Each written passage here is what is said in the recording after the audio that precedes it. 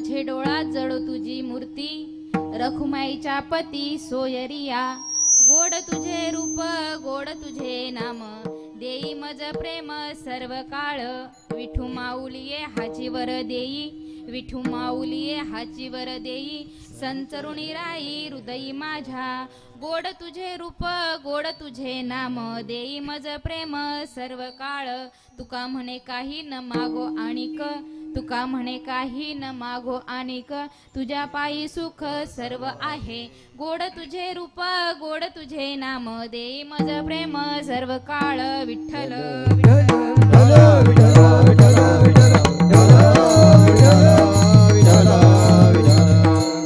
महायोगपीठे तटे भीमरत्यं वरं पुंडरीका यदा तो मुनीन्द्रे समागत्य तिष्ठन्तमानन्द कंदं परब्रह्मलिंगं भजे पांडुरंगं पांडुरंग करो प्रथम नमन पांडुरंग करो प्रथम नमन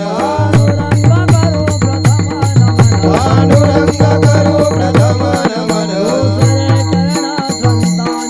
दूसरे चरण संतांगिया दूसरे चरण संतांगिया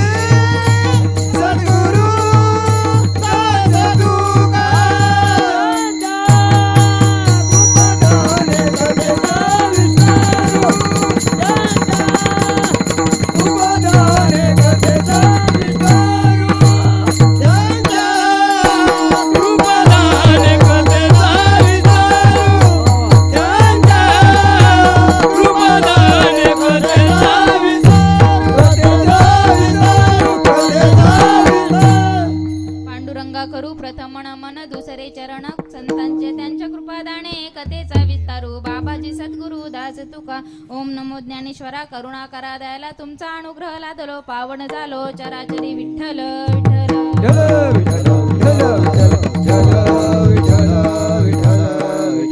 सदा माझे डोळा जडो तुझी मूर्ती सदा माझे डोळा जडो तुझी मूर्ती रखुमाईच्या पती सोयरिया गोड तुझे रूप गोड तुझे नाम देई मज प्रेम सर्व काळ विठ्ठल विठ्ठल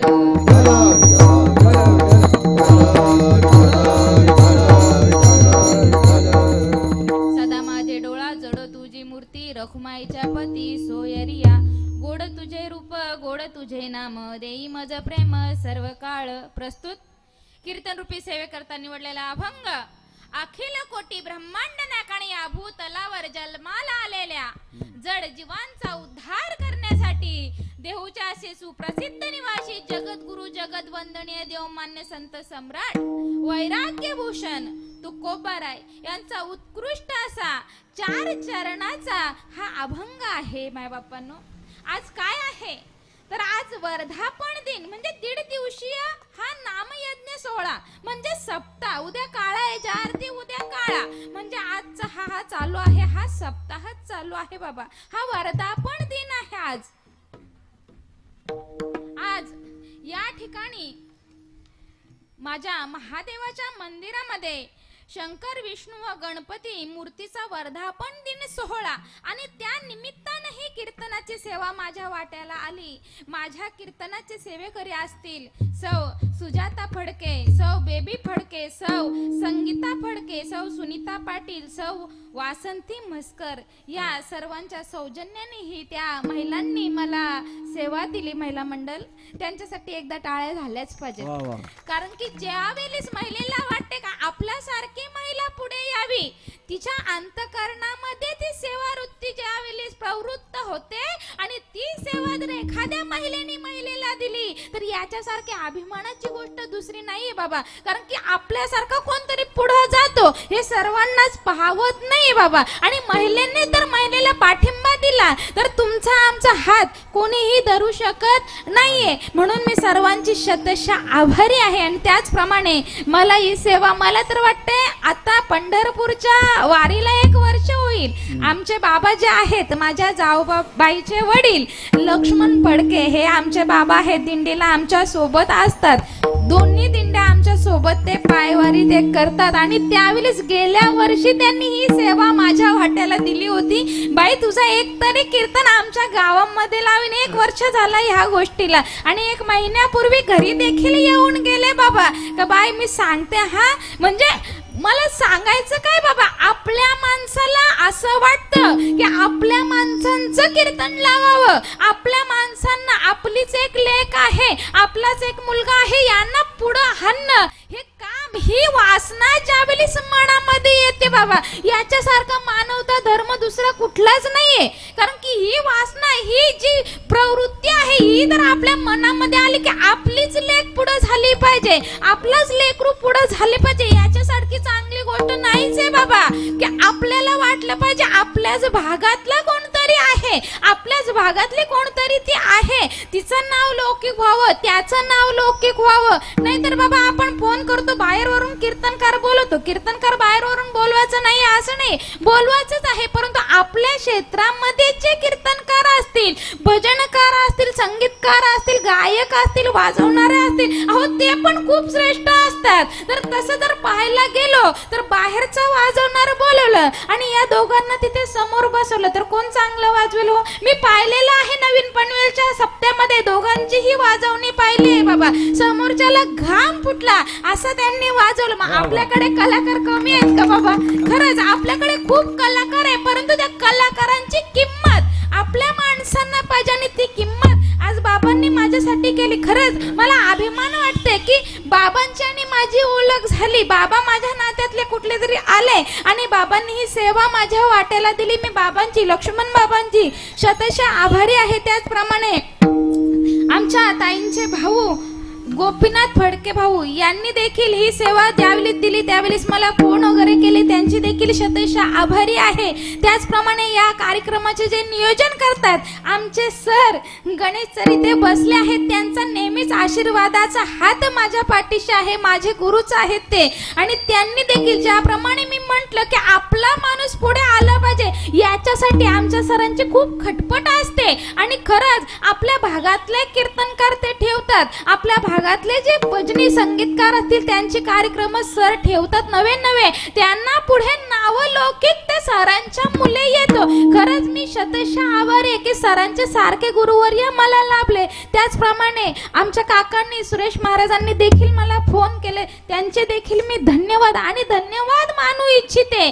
सर्व ग्रामस्थ मंडळ कोपरोली की यांनी मला ही सेवा दिली.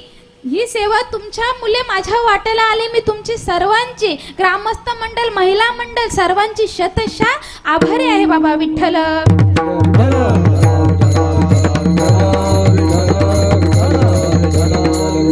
आज काय आहे माय बाप्पांना तर वर्धापन दिन, 1.5 दिवशी हा सप्ताह नामयज्ञ सोहळा. आणि त्यासाठी मी हा मागणी पर अभंग निवडले. आता सप्त्याचे काही नियम आहेत. पहिला पूर्वीच्या काळामध्ये मला तर वाटते नियम नव्हते, नियम आता लागू पडलेत, आता ते काढलेत की पहिल्या दिवशी नामपर झाला पाहिजे, दुसऱ्या दिवशी संतपर किंवा भगवंताच्या गुणाचं वर्णन झालं पाहिजे, मग संतपर झालं पाहिजे, मग मागणीपर झालं पाहिजे आणि मग शेवटच्या दिवशी काळ्याचा कीर्तन. मग हा अभंग मी का निवडलाय? कारण की याला कारण आहे बाबा. तसं पाहिलं तर आजचा हा दिवस हा पहिला दिवस देखील आहे आणि काळ्याच्या आदल्या रात्रीचा दिवस देखील आहे. म्हणजे मागणीपर घेण्याचा विषय ही येथे येतो आणि नामपर घेण्याचा विषय ही येथे येतो. या दोन्ही वस्तूंना न्याय देण्यासाठी हा अभंग घेतलाय, मागणीपर अभंग. मागणीपर अभंग जरी असला, इथे तुकोबरा या अभंगामध्ये मागणी करतात, परंतु त्या मागणी करताना त्या अभंगामध्ये नामाचं श्रेष्ठत्व देखील सांगतात. यासाठी मी हा अभंग घेतलेला आहे मायबापांनो. तर या अभंगामध्ये हा अभंग आज घेतलेला आहे, याच्यामध्ये तुकोबाराय मागणी करतात. कोण मागणी करतात? तुमच्या आमच्या सारखे आहेत का? नाही बाबा. कोण मागणी करतात? तर तुकोबाराय. अहो त्यांच्याकडे काय कमी आहे? मागणी कोण करतोय? ज्याच्याकडे नाही, ज्याच्याकडे ती प्राप्ती नाही, जो अप्राप्य आहे तो मागणी करते. एखादी वस्तू त्याच्याकडे नाही, तो मागणी करतोय. तसं पहा, आपण सतत देवाजवळ मागतच असतो. कधी कणा जाओ देवलामध्ये, कधी कणा मंदिरामध्ये जाओ. बाबा मंदिरामध्ये गेल्यावर भगवंताच्या समोर उभं राहिले, मला असं एक तरी सांगा की न बोलता भगवंताकडून न काहीतरी मागता परत आलाय? मला तर वाटते कोणच नसेल तुमच्या सकट मीही. असं म्हणजे आपण मागत असतो, पण आपल्याला आपण मागतो, आपल्याकडे कमीपणा आहे, आपल्याकडे काहीतरी कमतरता आहे म्हणून आपण मागतोय. पण इथे मागणी कोण करतात? तर मागणी तुकोबाराय करतात. मग तुकोबारायांकडे काय कमी आहे हो? तुकोबारायांकडे काय कमी आहे? त्यांचं एवढं सामर्थ्य आहे की त्यांच्या अभंगांच्यावर आज आमच्या सारख्यांची पोट भरतात. मग त्यांच्याकडे काय कमी आहे? मग तुकोबारायांनी मागणी का केली? आता एका ठिकाणी तर तुकोबाराय सांगतात की आमचा हा मागणी हा विषयच नाहीये, मागणी हा विषय नाही, आमची ती कुल परंपराच नाही, आमची ती रीतच नाहीये, आमच्या घराण्याची रीतच नाहीये मागण्याची. काही मागणे ते अमानुषित वडिलांची रीत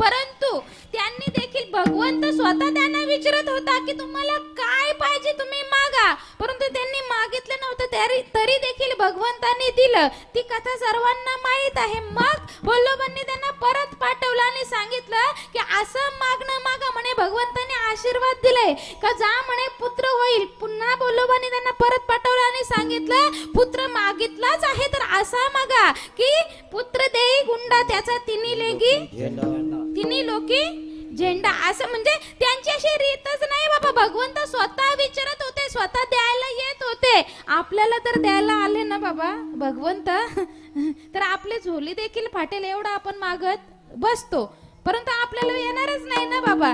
आपल्याला विचारायला भगवंत येणार नाही, कारण की ते संत होते, त्यांची भक्ती तशी होती म्हणून भगवंत विचारायला येत होते. असं मग तुकोबारायांची तर रीत अशी असेल की काही मागणे आम्हा अनुचित. मग इथे मागतात का बरं? त्यांच्याकडे काय कमी आहे? अहो काय कमी आहे? सगळंच आहे. काम नाही झालं पायी रिकामा बाबा. त्यांच्याकडे काम क्रोध लोभ मद मत्सर हे काही नाही, रिकामे झालेत. नवे हे सगळे विषय त्यांनी धुवून टाकलेत आणि त्यांची संपत्ती जर पाहिली, अहो तर ज्यावेळेस माझ्या छत्रपतींनी त्यांना नजराना पाठवला, तो नजराना त्यांनी परत पाठवला. नवे बोलले देखील सोने रुपये आम्हा मृतके समान माणिक पाषाण खडे जायचे.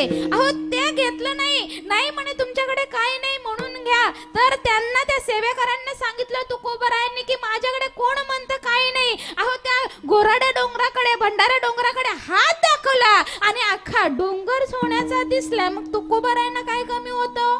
काय कमी होतं? अहो तुकोबारायांच्याकडे सर्व काही होतं, तरी देखील त्यांनी मागितलं का? कारण की मागण्याच्या दोन रीती आहेत बाबा. एक म्हणजे ज्याच्याकडे काही नाही त्यांनी मागावं आणि ज्याच्याकडे एखाद्या वस्तूची अप्राप्ती आहे त्यांनी मागावं. मग तुकोबाराय का मागतात? एखाद्या वेळी आपण बोलतो भगवंतांनी मागलं तर चुकीचं आहे, परंतु भगवंतांनी देखील वामन अवतारामध्ये मागितलंच, त्यांनी देखील मागितलं, परंतु मागायचं नाही. तुकोबाराय म्हणतात की जे मागतील त्यांचा देखील आम्ही विरोध करू. नवे नवे भगवंतालाही सांगतात तुम्ही जरी मागितलं तरी तुमचा देखील विरोध. मग इथे तुकोबारायच मागतात. का मागावं? कारण की जे आपण मागतोय ते आपल्याकडे नाहीये, याच्यासाठी आपण मागणी करतोय, याला म्हणतात मागणं. मग तुकोबारायांनी मागलं. पहा ना, एखाद्या वस्तूला कारण लागतं की ती वस्तू आपण मागतोय. मग तुकोबाराय मागतात. जर आपण म्हणतो भगवंतांनी मागितलं चुकीचं ठरेल, कारण की भगवंताकडे म्हणे कर्तुम अकर्तुम अन्यथा कर्तुम शक्ती आहे. मग तुकोबारायांच्याकडे नाहीये का? अहो त्यांच्याकडे देखील कर्तुम अकर्तुम अन्यथा कर्तुम शक्ती आहे बाबा, त्यांच्याकडे देखील ती शक्ती आहे. मग त्यांनी का मागावं? ज्याच्याकडे कर्तुम अकर्तुम अन्यथा कर्तुम शक्ती असेल त्यांनी म्हणे मागू नये. मग या शक्त्या माझ्या तुकोबारायांकडे आहेत. पहा, कर्तुम शक्ती अन्यथा कर्तुम अकर्तुम शक्ती. काय यांना कसं काय म्हणतात? जी वस्तू आपल्याला करायचंय त्याचं साधन देखील आहे, परंतु आपण ते करत नाही, करून देत नाही, यांना अन्यथा कर्तुम अकर्तुम शक्ती म्हणतात. जे कारण आहे, साध्य आहे आणि ते आपण करून घेतो याला कर्तुम शक्ती म्हणतात. आणि जे जग करतं त्याच्यापेक्षा वेगळं करणं याला अन्यथा कर्तुम शक्ती म्हणतात. आता पहा ना, एखाद्या कुंभाराने ठरवलं की मला एखादा माठ बनवायचंय, घट बनवायचंय. मग त्याच्यासाठी कारण लागेल ना, त्याच्यासाठी त्या वस्तू लागतील. घड बनवायचं असेल तर काय काय लागेल? हो, घड बनवायचं असेल त्या कुंभाराला तर पहिला तो कुंभार पाहिजे, दुसरा म्हणजे त्याच्याकडे माती पाहिजे, ती माती चाळून द्यायला बायको देखील पाहिजे, ती माती मळायला पाणी पाहिजे, त्या मातीला आकार द्यायला तो चाक पाहिजे, ती आडी पाहिजे, तो चाक फिरवायला ती काठी पाहिजे. नवे हे एवढं करण्यासाठी मोठा असा अंगण पाहिजे. ज्यावेळी अशा सर्व वस्तू असतील त्याच वेळी त्या घटाची निर्मिती होईल. परंतु हे सर्व नसताना देखील ती वस्तू जर होत असेल तर याला कर्तुम शक्ती म्हणतात. आता पहा, कर्तुम शक्ती माझ्या संतांची कोणती आहे? कर्तुम शक्ती रेड्याच्या मुखातून वेद बोलवलं बाबा, रेड्याच्या मुखातून वेद बोलवलं. आता वेद बोलण्यासाठी काय पाहिजे? सर्वप्रथम तर आपल्याला बोलता यायला पाहिजे. जे वेद आपण बोलणार आहोत त्याची आपली संता झाली पाहिजे आणि ती संता देखील गुरुच्या मुखातून झाली पाहिजे. आणि ते बोलण्यासाठी, ती संता घेण्यासाठी सकाळचाच वेळ पाहिजे, अशी संता झाली पाहिजे, बोलता आलं पाहिजे. ते गुरुकडूनच ती संता झाली पाहिजे आणि ते उच्चार जे वेदाचे आपण उच्चार करणार आहोत ते स्पष्ट पाहिजेत. ह्या सगळ्या गोष्टी पाहिजेत, त्याच वेळी आपण वेद बोलू शकतो. आता तुम्ही मला सांगा, रेड्याची जो वाचा आहे तो बोलतो, तो किती गोड बोलतो ना. रेडा किती गोड बोलतो, ऐकूशीच वाटते. रेड्याला बोलता येतं का? रेड्याला बोलता येत नाही. त्यांनी कुठे वेदाची संता घेतली नाही, त्यांनी कोणता गुरु केला नाही, त्याला वेदाचा अर्थ देखील माहित नव्हता. असा जो रेडा, जो एक प्राणी आहे, त्याच्या मुखातून, रेड्याच्या मुखातून वेद बोलवणं या मुखी वेद बोलविला, गर्वज जानता हरविला, शांती रूपी प्रगटला ज्ञानोबा माझा. रेड्या मुखी वेद बोलविला, गर्वज जानता हरविला, शांती रूपी प्रगटला ज्ञानोबा माझा. रेड्या मुखी वेद बोलविला, गर्वज जानता हरविला, शांती रूपी प्रगटला ज्ञानोबा माझा. रेड्या मुखी वेद बोलविला, गर्वज जानता हरविला, शांती रूपी प्रगटला ज्ञानोबा माझा.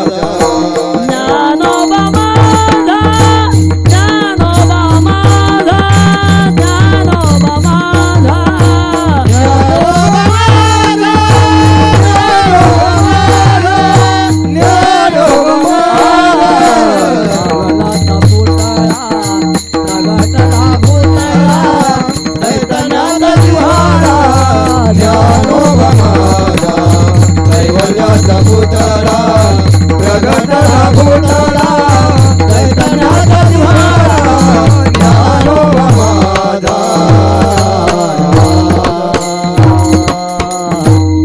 ही झाली माझ्या ज्ञानोबारायांची कर्तुम शक्ती, म्हणजे संतांकडे कर्तुम शक्ती आहे, माझ्या तुकोबारायांकडे देखील आहे कर्तुम शक्ती. अहो जे देवाला जमलं नाही ते माझ्या संतांना जमलं, तुकोबारायांना जमलं. अहो आपण गाढव पाहतो, परंतु त्या गाढवाचं कधी घोडं होईल का? घोडं होईल का? पण ते बाबा ते देखील शक्य करून दाखवलं माझ्या तुकोबारायांनी. गाढवाचे घोडे आम्ही करू दृष्टी पुढे असं लिहिलंय. मग ज्याच्या आरती लिहून ठेवलंय त्याच्या आरती तुकोबारायांनी केलं की नाही हो? मग गाढवाचे घोडे त्या दृष्टी पुढे करतात. अहो ब्रह्मदेव आला होता गाढवाला पाहायला. ज्यावेळी ब्रह्मदेवाने गाढवाची उत्पत्ती केली, म्हणे काय करतोय गाढव पाहायला जाऊ द्या. त्यावेळी ब्रह्मदेव आले तर हा उघड्यावर फिरत होता. त्यावेळी ब्रह्मदेवाला वाटलं की याची उत्पत्ती करून चुकी झाली, म्हणून त्याला घोडं करायला गेलं. परंतु त्यांच्या ज्याने ते शक्य झालं नाहीये बाबा, त्यांच्या ज्याने शक्य झालं नाही. मग ते जे देवाला शक्य झालं नाही ते माझ्या तुकोबारायांनी केलं. मग गाढवाचे घोडे आम्ही करू दृष्टी पुढे, ही झाली कर्तुम शक्ती बाबा. अकर्तुम शक्ती कोणती? अहो ज्यावेळेस बंबाजींनी त्यांना काटाच्या झुडपाने मारलं, काटाच्या झुडपाने मारलं, त्यावेळेस आपण जर त्या ठिकाणी असतो तर आपण काय केलं असतं? काय केलं असतं? तीच काठी घेतली असती आणि घे दनादन बरोबर नवीन तुम्ही पण तेच केलं असतं ना, मी पण तेच केलं असतं. विनाकारण जर आपल्याला कोण जर मारायला आला तर आपण काय गप्प बसू का? काही म्हणतात नाही म्हणे आपण मालकरी आहोत, आपण भक्त आहोत भगवंताचे, म्हणे आपण शांतता घ्यायचे, आपण म्हणे राग वगैरे सर्व क्रोध वगैरे टाकून द्यायचा. परंतु कितीपर्यंत बाबा, कितीपर्यंत? संत सांगतात शांत राहा. त्या दिवशी माझा आणि बाबांचा विषय झाला नाही बाई, म्हणे बाया आता आपला राग म्हणे कमी झाला पाहिजे. बाबा राग आम्ही कमी करू, परंतु कुठपर्यंत? एक आजोबा होते, मालकरी होते, मोठासा गोपीचंदनाचा टिला लावायचे आणि रोज बस मधून प्रवास करायचे. अशा मस्त तुळशीच्या माळी अशा वर काढायच्या, मस्त गोपीचंदनाचा टिला आणि काठी टेकट बाबा रोज त्या बस मध्ये प्रवास करायचे. परंतु त्या माळी दिसायच्या, गोपीचंदनाचा टिला दिसायचा. असाच एक तरुण यायचा आणि सांगायचा बाबा उठा, बस मध्ये अडचण असते, तर कधी जास्त भरली तर अडचण असते. मग तो काय करतात, दुसरा कुणाला न उठवतात, कारण की त्यांना माहित झालंय ना की म्हणे हा माळकरी आहे, याच्या कपाळाला टिला आहे, तुळशीची माळ आहे, नाही म्हणे यांनी शांतच राहिलं पाहिजे. म्हणे हे काय बोलणार आहेत, म्हणे बाबा उठा. बाबा एक दिवस पाहिलं, 2 दिवस पाहिलं, 3 दिवस पाहिलं, 4थ्या दिवशी आमच्या सारख्या कोणत्या तरी कीर्तनाला गेले. कीर्तनकाराने सांगितलं की संत सांगतात शांत राहा, परंतु संत पण सांगतात काय सांगतात, भले तर देऊ काशीची लंगोटी आणि नाथालाच्या माथी हानू लाटी. 5व्या दिवशी बाबा बस मध्ये गेले, प्रवास चालू झाला होत्या त्या टायमाला तो मुलगा तिथे आला आणि बाबांना सांगितलं बाबा उठा. बाबा उठा बोलल्यावर बाबांच्या हातामध्ये काठी होती. बाबाने दे दनादन, दे दनादन.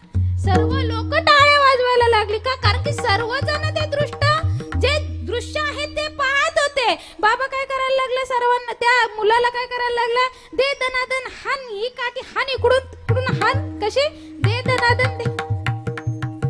बाबांनी एकदा का त्याला झोडपून काढला. त्यावेळी तो मुलगा म्हणू लागला, अहो बाबा तुम्ही तर मालकरी आहात ना, मालकरी आहात, तुम्ही शांत बसायला पाहिजे म्हणे, हरी मात्रा घ्यावी, त्याने पथ्ये सांभाळावी, असे तुम्हीच ओरडून सांगताना. परंतु बाबा म्हणाले, कालच कोणचं तरी कीर्तन ऐकून आले, त्यांनी सांगितलं हरी मात्रा घ्यावी, पथ्ये सांभाळावी, परंतु कुठपर्यंत?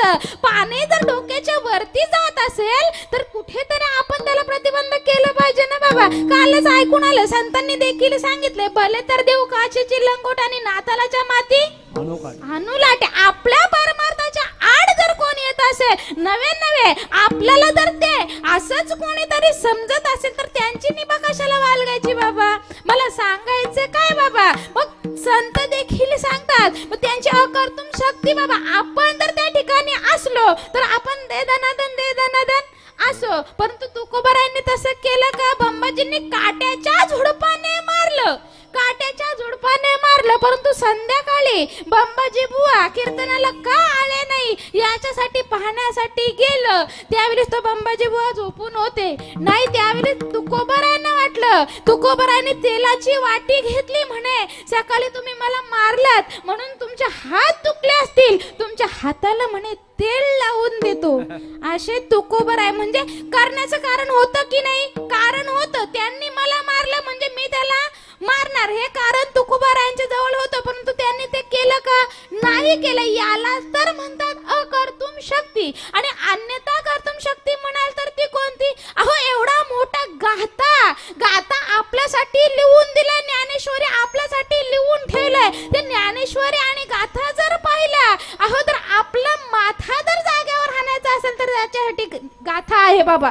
आपली जी आपण जो जीवन जगतोय त्या अख्ख्या जीवनाची वाटचाल त्या गाथ्यामध्ये आणि ज्ञानेश्वरी मध्ये लिहून ठेवले. अशा अन्यथा कर्तुम शक्ती माझ्या संतांजवळ आहे.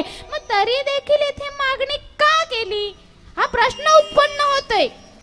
एवढं सामर्थ्य जर तुकोबारायांच्याकडे असेल, आता तुकोबारायांचं जर सामर्थ्य सांगायला लागलो तर अख्खा दिवस देखील आपल्याला कमी पडणार आहे बाबा. परंतु एवढं सामर्थ्य त्यांचं आहे तरी देखील ते इथे मागतात.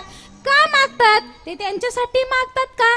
तर नाही बाबा, ते त्यांच्यासाठी मागत नाहीयेत. या अभंगाचा जर आपण विचार केला तर ते आपल्यासाठी मागतात. ते पाहतात हा जग कशी मागणी करतोय, काय मागतोय, कुणाकडे मागतोय, कसं मागतोय, किती वेळासाठी मागतोय हे त्यांना कळालं. आणि जे आपण जे देवाकडे मागणी करतोय ती चुकीची आहे हे माझ्या संतांना कळालं, म्हणून तर ते आपल्यासाठी मागणी करतात. का? बुडते हे जन न देखवे डोळा येतो कळवला म्हणून. या बाबा संत नुसते संत नाहीये, ते आपले मायबाप आहेत. ते आपले मायबाप आहेत. तुम्ही संत मायबाप कृपावंत काय मी पतित कीर्तिवाणू बाबा. ते संत आपले मायबाप आहेत. आपण बुडत चाललो या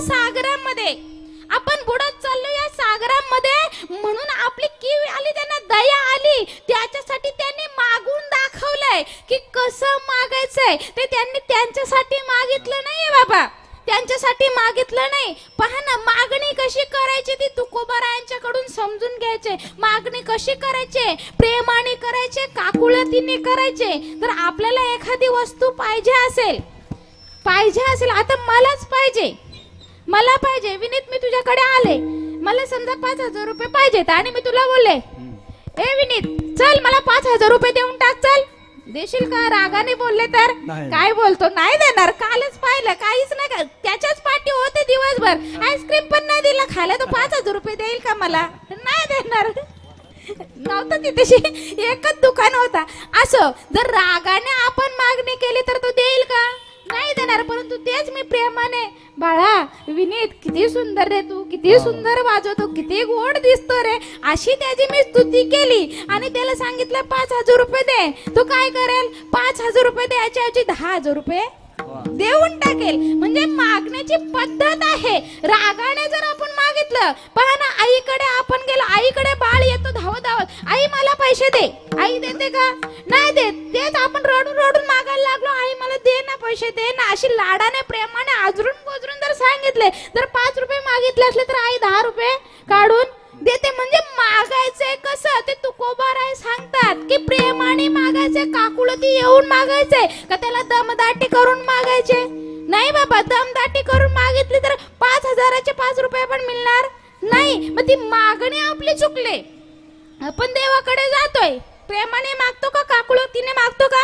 नाही बाबा, एकदाशा आपला डोका त्याच्या पायावर आटायचा आणि मग सांगायचं भगवंता माझं सर्व काही चांगलं होऊ दे, माझ्या मुलाबालांना मुळे बाल होऊ दे, त्यांचा सगळा संसार सुखाचा होऊ दे. प्रेमाने सांगतो का? ओरडून सांगतो, नवे रागाने पण कधी सांगतो. रडून सांगतो का? काकुळती येऊन सांगतो का? प्रेमाने सांगतो का? ही जी आपली मागणी आहे बाबा, जी भगवंताकडे आपण मागणी करतोय ती आपली ती चुकलेली आहे. ती मागणी ती चुकली. तीच माझ्या संतांना कळाले की यांची मागणी चुकले, म्हणून ते सांगतात बाबा कसं मागायचंय. काकुळती येऊन मागायचंय. किती मागायचे? 4 दिवस पुरेल एवढं मागायचंय का? महिनाभर पुरेल एवढं मागायचंय का? आयुष्यभर पुरेल एवढं मागायचं का नाही बाबा, आयुष्याच्याही नंतर पुरेल राहील ते मागायचंय. आणि मागायचं काय आहे, किती मागायचं, कसं मागायचं, मागायचे काय. आपण काय मागतो, संताना वाढावे संतान, वाढावे संताना, वाढावे संतान, पुरी व्हावे धनधान्य, पुरी व्हावे धनधान्य, पुरी व्हावे धनधान्य, पुरी व्हावे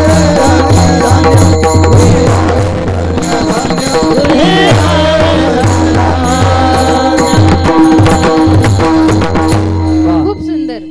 वाढावे संतान, गृही व्हावे धनधान्य. हेच मागतोय ना बाबा आपण, हेच मागतोय. ही मागणी चुकली, आपण संसाराचं मागतोय बाबा, संसाराचं मागायचंय नाही बाबा. कारण की ते नाशिवंत आहे, ते नाचणार आहे, कुजणार आहे, ते निघून जाणार आहे.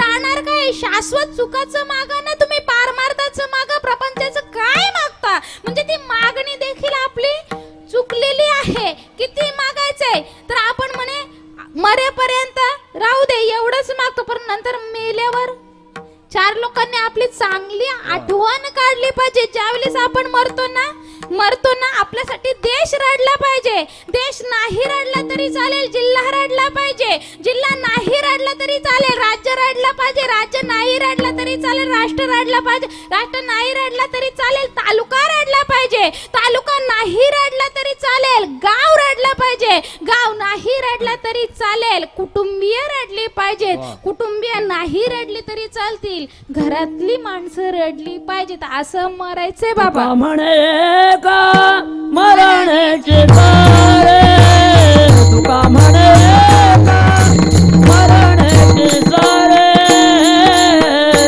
उत्तमाची उरे कीर्ती मागे,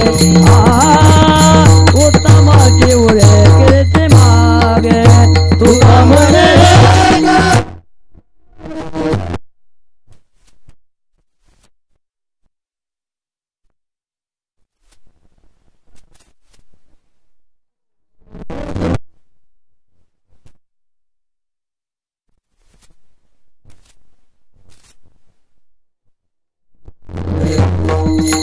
तुका म्हणे एक मरण्याची सरे, उत्तमची उरे कीर्ती मागे. असं मरायचंय बाबा. आपण मेलो ना चार चौकांनी आपली आठवण काढली पाहिजे. कशी बाबा, गेली बरं झालं, गावातली घाण निघून गेली, अशी आठवण काढली पाहिजे का नाही बाबा. बाबा गेला तो माणूस, परंतु खूप चांगला होता, सर्वांच्या कार्यामध्ये मदत करत होता, नवे हसून बोलून होतं, चालून होतं बाबा. आपल्याला कोणाच्या घरी काय काम करता आलं नाही ना तरी नका करू, परंतु प्रेमाने राहा. कारण की पुढच्या कालाचा बाबा भरवसा नाहीये बाबा. संत कबीर म्हणतात, कबीरा जब तू पैदा हुआ जग हसे तू रोए, ऐसी करनी करे चल, तू हसे और जग रोए. असं काम करायचंय. मग असं काम करण्यासाठी आपली जी मागणी आहे ती बरोबर पाहिजे का चुकीची पाहिजे, ती बरोबर पाहिजे, ती पारमार्थिक मागणी पाहिजे बाबा. मग अशी मागणी म्हणजे आपल्याला बाबा काय मागायचं, कधी मागायचं, कुठे मागायचं, कसं मागायचं, किती मागायचं, कशासाठी मागायचं हे आपल्याला कळालं नाहीये. मग ते संतांना कळालं की यांना कळालं नाहीये, यांना कळालं नाही म्हणून आपल्यासाठी ते मागून दाखवतात. आणि मग ते काय मागतात हे महाराज आभार. सदा माझे डोळा, सदा माझे डोळा, सदा माझे डोळा जळो तुझे मोरे, सदा माझे डोळा, सदा माझे डोळा, सदा माझे डोळा जळो तुझे मोरे, सदा माझे डोळा, सदा माझे डोळा, सदा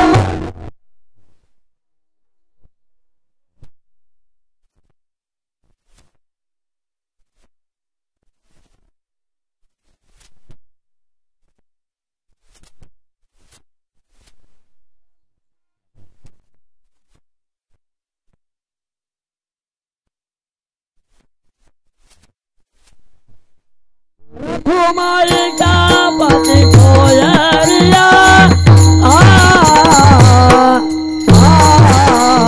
गोड़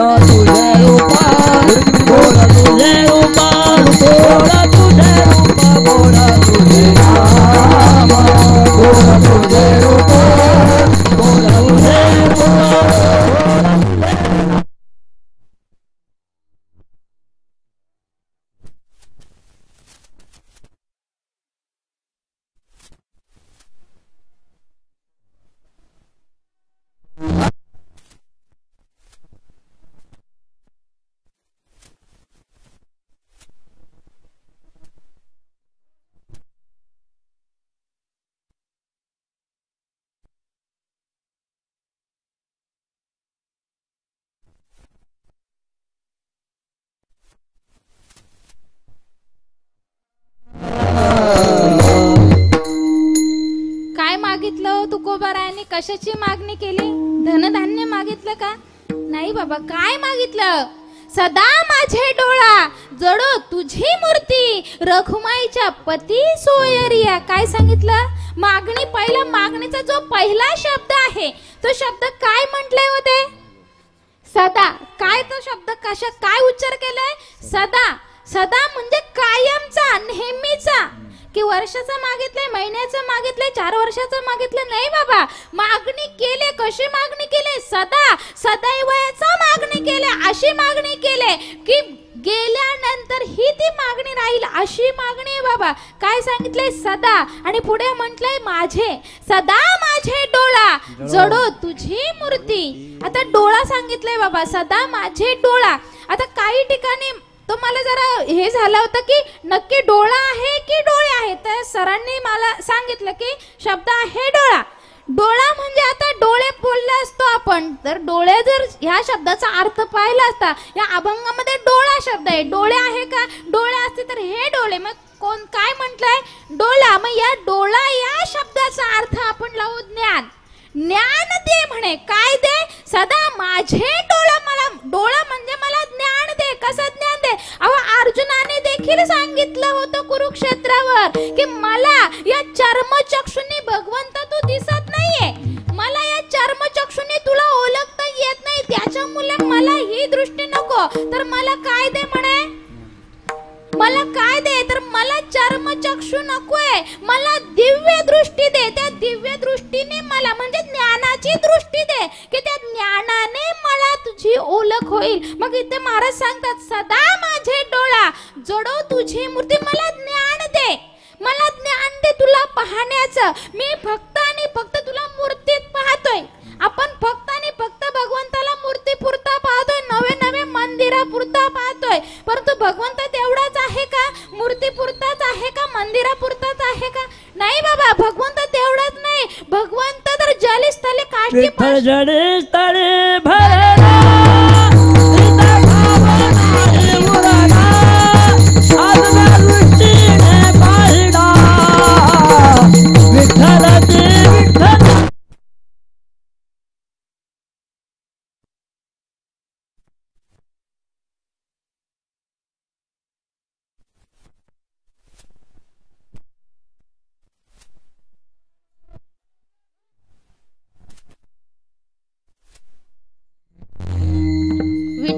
जलस्थली भरला, रीता ठाव नाही उरला बाबा. तो सगळीकडे पसरलेला आहे, सगळीकडे भगवंत आहे. परंतु आपली दृष्टी फक्त मंदिरापुरतीच आहे. आपण फक्त त्याला मंदिरापुरतं पाहतोय. मग त्या मंदिरापुरता तो भगवंत नसून तो जलस्थली भरले, परंतु आपल्याला ते दिसत नाहीये, आपल्याला कळत नाही. आपल्याला आता स्फुरण झालंय की भगवंत की फक्त मंदिरापुरता नाही. मग आम्हाला दिसत का नाहीये? आम्हाला कळत का नाहीये? तर आपल्याला अज्ञान आलंय बाबा. मग कशी सांगायचं राहून गेलो कीर्तन. आता हा चालू असलेला कीर्तन आहे. कीर्तन म्हणजे काय? कीर्तन या शब्दाची व्याख्या काय हो? कीर अधिक तण म्हणजे कीर्तन. कीर म्हणजे अज्ञान, कीर म्हणजे अंधकार. विठ्ठल विठ्ठल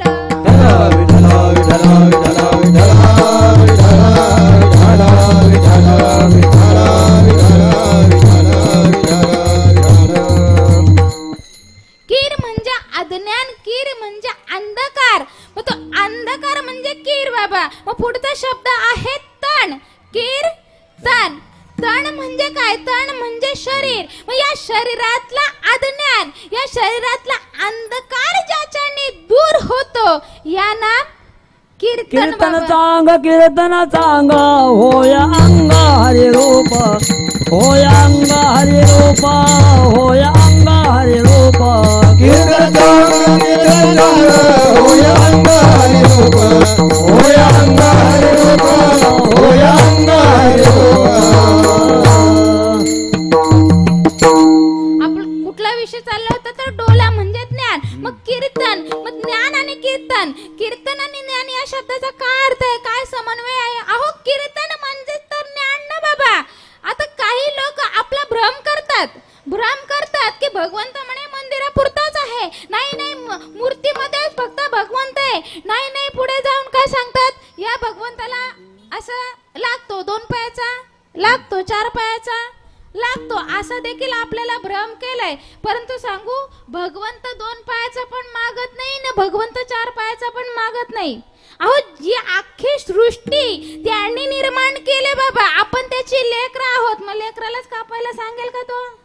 आपण नेतो, अहो कितीतरी नेतो, 4 पायाचे नेतो, 2 पायाचे नेतो. अशी म्हणजे लोकांनी, जे अज्ञानी लोक आहेत, नवे नवे अज्ञानी, मी माझा म्हणण्याचा अधिकार नाही बाबा की तुम्ही अज्ञानी आहात. अज्ञानी कोणच नाही बाबा, तुम्ही सर्व ज्ञानीच आहात.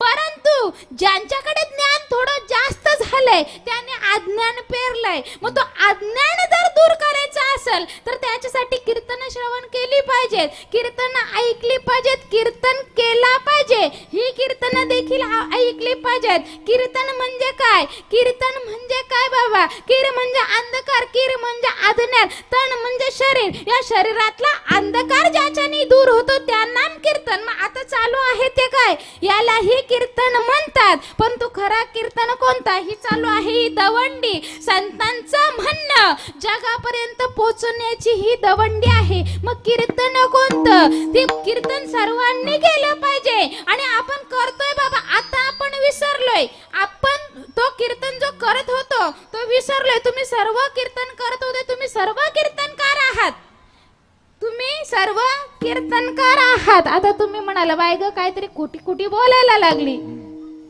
शास्त्रामध्ये लिहून ठेवलंय, देख मनुष्य जात सकळ स्वभाव ताच भजनशील. भजन म्हणजेच कीर्तन बाबा. कीर्तन म्हणजे काय? कीर्तन म्हणजे भगवंताचं गुणगान गाणं, कीर्तन म्हणजे भगवंताचं नाम घेणं, कीर्तन म्हणजे त्या भगवंताच्या नामाचा जयघोष करणं, कीर्तन म्हणजे त्या भगवंताची भक्ती करणं. मग तुम्ही कीर्तनकार नाही आहेत का? तुम्ही भगवंताची भक्ती करत नाही का? भगवंताचं नाम घेत नाही का? घेता ना बाबा, सर्व घेता. परंतु काय झालंय, ज्यावेळेस आपण आईच्या उदरामध्ये होतो त्यावेळेस त्या भगवंताचं नाम घेत होतो बाबा. परंतु आईच्या उदरातून बाहेर आलो, मायेचा पडदा आपल्यावर पडला आणि तो नाम बाबा, तो कीर्तन आपण विसरलो बाबा. मग ज्ञानाचा आणि कीर्तनाचा काय संबंध? अहो, या कीर्तनामध्ये तर ज्ञान होते. ज्यावेळेस त्या भगवंताचं नाम आपण सतत सतत सतत घेऊ त्यावेळेस आपल्याला तो भगवंत कसा आहे याचा ज्ञान होतो. सदा माझे डोळा जडो तुझी मूर्ती बाबा. मग मूर्ती काय सांगितलं? जडो तुझी मूर्ती. मग मूर्ती आणि नाम हे काही वेगळं नाही बाबा, हे काही वेगळं नाही. शास्त्रामध्ये लिहून ठेवलंय, मूर्ती ते नाम, नाम ते मूर्ती. मूर्ती नाम नाही वेगळे बाबा. याच्यामध्ये काय सांगितलंय? वेगळे नाही, हे दोन्ही वेगळे नाही असं सांगितलंय बाबा. काय सांगितलंय? मूर्ती आणि नाम वेगळं नाहीये. मग मूर्ती पण तेच आहे आणि नाम हे तेच आहे. सदा माझे डोळा म्हणजे देवाकडं मागणी करायची की सदैव माझ्या डोळ्यामध्ये मला तुझं ज्ञान होऊ दे, नवे नवे माझ्या अंतःकरणात सदैव तुझी मूर्ती असू दे. सदा माझे डोळा जडो तुझी मूर्ती. काय सांगितले? तुझीच मूर्ती. भगवंताला विनवणी केले ते तुझी. सदा माझे डोळा जडो तुझी मूर्ती. पुढे म्हटले काय? रखुमाईच्या पती सोयरिया. आता हा शब्द का वापरला असेल? रखुमाईच्या पती सोयरीला डायरेक्ट पांडुरंग परमात्म्याचं नाव नाही घेतलं, विठ्ठलाचं नाव नाही घेतलं, कृष्ण भगवंताचं नाम नाही घेतलं. का बोलले ते असे? रखुमाईचा पती सोयरिया. अहो, इथे तर मेघ आहे बाबा, इथे मेघ आहे. माझ्या तुकोभरायनी इथे थोडासा वशेला लावलाय, वशेला. काय म्हटलंय? रखुमाईच्या पती सोयरिया. जर मालकाकडे गेलो आणि मालकाकडे आपण काही कामानिमित्त गेलो परंतु ते काम जर आपण झालं नाही तर आपण काय करतो? मालकिनीला गाठतो, कुठली तरी माहेरची ओळख काढतो आणि सांगतो, ताई मी तुमच्याच गावचा पण काम होतं. परंतु मालक सांगतात नाही, पहा ना, एवढं जर काम झालं असतं तर आपल्या गावामध्ये म्हणे तुमचं किती नाव बाबा. त्या ताईने एवढा मोठा काम करून दिला, सर्व माहेरची लोक तुमचाच गुणगान करतील. असं बोलता का? असं बोलता? माझं नाव होईल? मग थांबा, तुमचं काम म्हणे 2 दिवसातच होईल. तो सांगू लागला नाही होणार, 2 वर्षापासून रगडले ते, कसं काय होईल, खूप झंझट आहे त्या कामामध्ये. असू द्या हो, ते आता माझ्या हातात आहे कसं करायचं ते. नाही म्हणे, मालक तर नाही म्हणाले. अहो मालकांचं जाऊ दे, आता मालकांना येऊ द्याच घरी, कंबर खोचून. काय सांगतात, मालकांना आता येऊ द्याच घरी, काम 2 दिवसात, आणि काम देखील 2 दिवसात होतं बाबा. म्हणून काय सांगितलंय, तर मालकाकडे काम होत नसेल तर आपण मालकीला वशाला लावतो बाबा. आणि आमच्या घरामध्ये तर असंच होतं, तर आम्हाला जर कुठे बाहेर जायचं असले, बाहेर मिस्टर वगैरे जर गेले कामाला, तर बाहेर जायला लागतंच बाबा.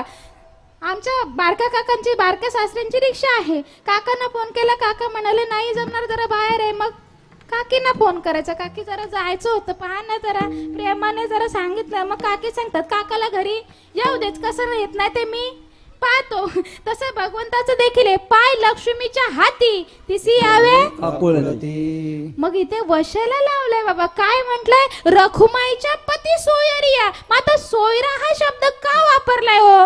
मग तो तुकोबारायांचा भगवंत सोयरा होता का? तुकोबारायांची पोरगी भगवंताच्या कुटुंबामध्ये दिली होती का? किंवा त्यांची मुलगी त्यांच्या कुटुंबामध्ये केली होती का? मग सोयरा कधी आपण होतो, ज्यावेळेस समोरच्याचा आणि आपला नातेसंबंध काहीतरी असतो, काहीतरी नातेसंबंध आपला असतो, त्यावेळेस तो त्यांचा सोयरा होतो. आता हा विनीत आहे आणि हा समोर बसलेला विनीतच्या मामाचा मुलगा काय आहे, विनीतच्या मामाचा मुलगा चैतन्य.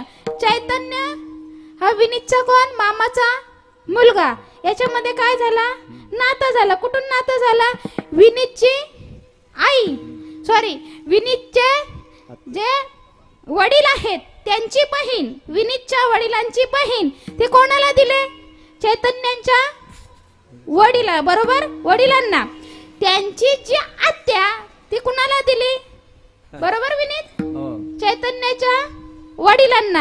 हा झाला सोयरीचा संबंध. सांगते मी तुम्हाला, हा झाला सोयरीचा संबंध म्हणजे नाता.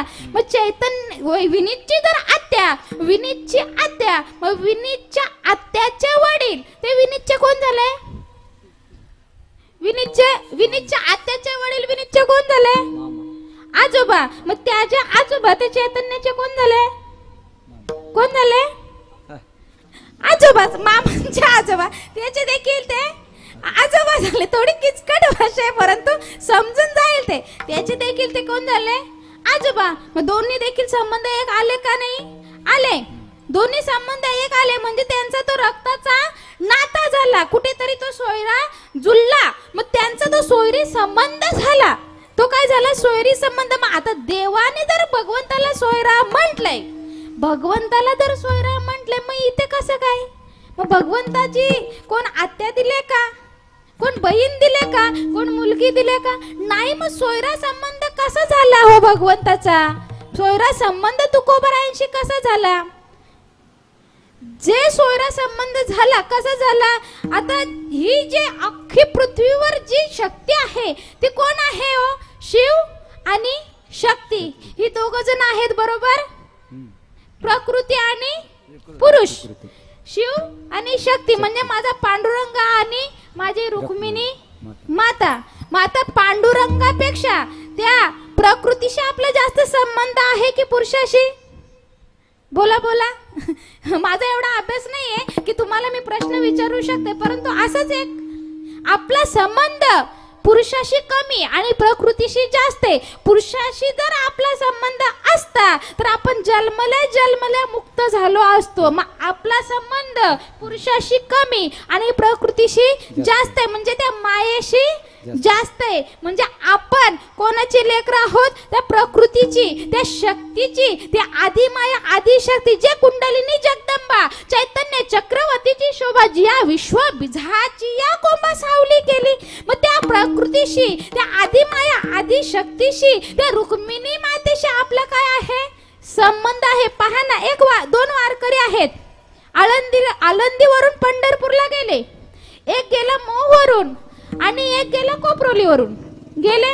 2 वारकरी चालत चालत पंढरपूरला गेले.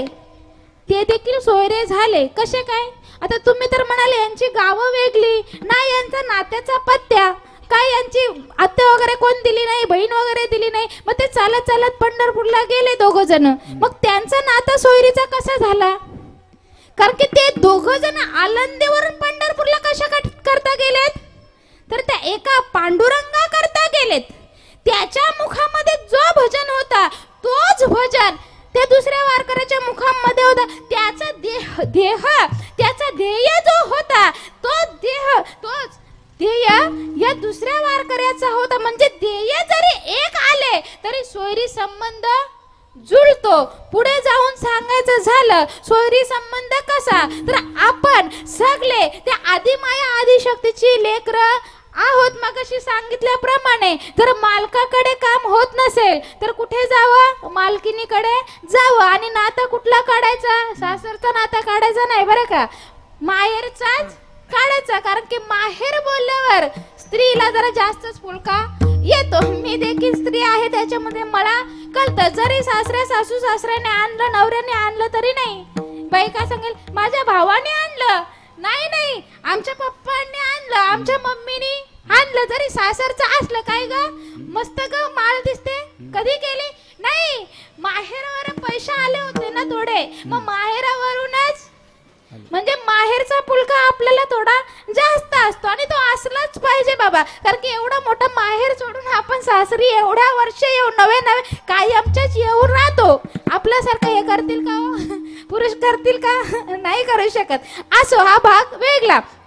म्हणजे मला सांगायचे काय, जर आपण माहेरचा संबंध जोडला तर ती गोष्ट, ती वस्तू, तो ध्येय लवकर होतो. हेच माझ्या तुकोबारायांना कळालं. म्हणून तर तुकोबारायांनी सांगितलं, काय सांगितलं, की सदा माझे डोला जडो तुझी मूर्ती, रखुमाईच्या पती सोयरिया. म्हणजे सोयरिकीचं नातं माझ्या भगवंताशी जोडलं. मग आता एकदा का माझ्या रुक्मिणी मातेचं नाव घेतलं, मग ते काम होणारच आहे बाबा, ते काम होणारच आहे. म्हणून तर सांगतात, सदा माझे डोळा जडो तुझी मूर्ती, रखुमाईच्या पती सोयरिया. मग त्यांची मूर्ती जर आपल्या डोळ्यामध्ये जर जडली, नवे डोळा म्हणजे ज्ञान, नवे डोळा म्हणजे अंतकरण. एकदा का अंतकरणामध्ये तो जर आपल्या जर आला आणि तो आपल्या अंतकरणातच आहे बाबा.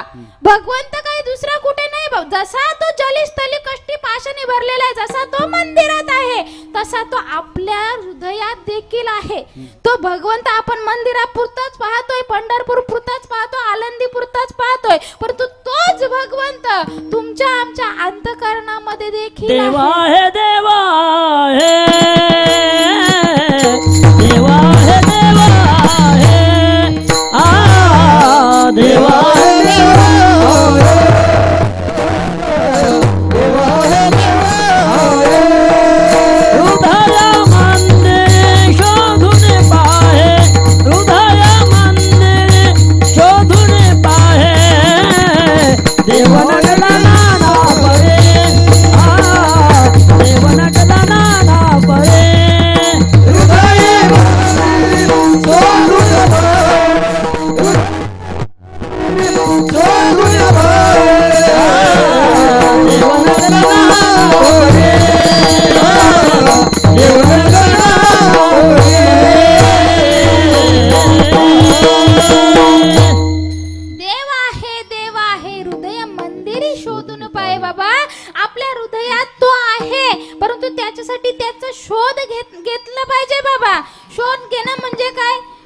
झेरॉक्सवाल्याकडे जाऊन झेरॉक्स मारायचे का, एक्सरा काढायचे का, त्याला पाहायचे तसा तो दिसेल का?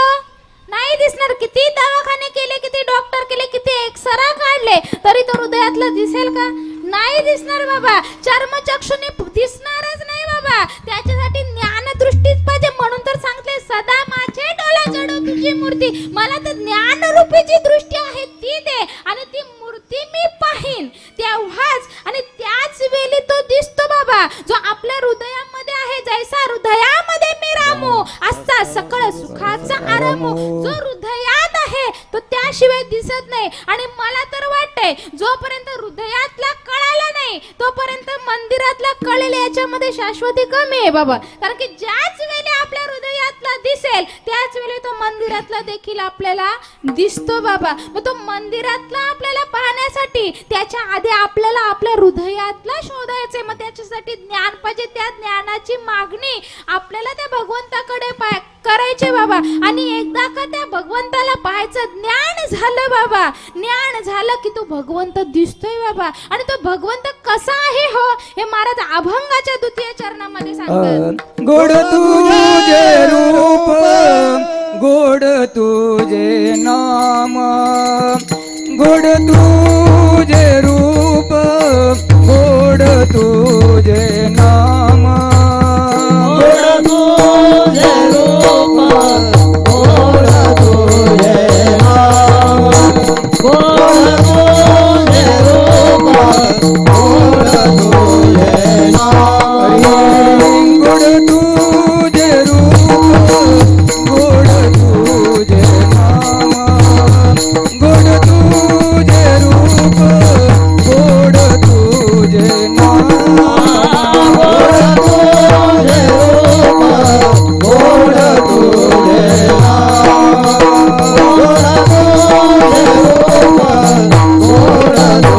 नाम.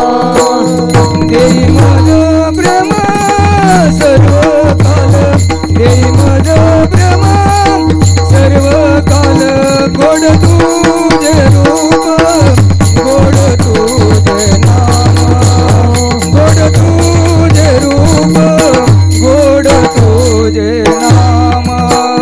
देई मज ब्रह्म सर्व काल, देई मज ब्रह्म सर्व काल, गोड तुझे रूप गोड तुझे नाम, गोड तुझे.